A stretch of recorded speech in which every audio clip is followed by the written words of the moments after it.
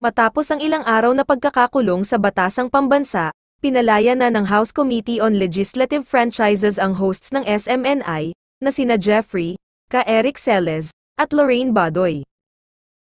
Pinirmahan ni Chairperson Gus Tambunting ang release order ng dalawa dahil sa humanitarian considerations.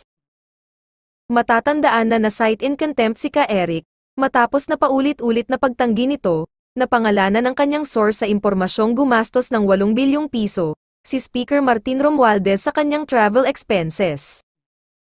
Habang si Badoy naman ay na-contempt, dahil sa pagsisinungaling niya, nang sabihin ng abogado ng SMNI, na hindi totoo ang sinabi nito na mayroong advertisement, ang kanilang programa.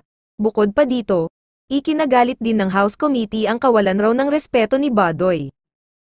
Matapos ang paglaya, nagbigay ng pahayag si Eric, aniya, humihingi siya ng paumanhin sa kanyang pagpapakita ng kawalan ng respeto at pagsigaw niya ng kangaroo court sa hearing, dagdag pa niya, nasabi lamang niya ito dahil tila nawalan siya ng karapatan, na ipaliwanag ng maayos ang kanyang panig. Sa kabila ng paglaya ni Eric at Lorraine Badoy, tuloy pa rin ang pagdinig sa petisyong tuluyan ng kasalahin ang TV network. Iginiit naman ng SMNI legal team, handa silang ipagtanggol ang kanilang prangkisa.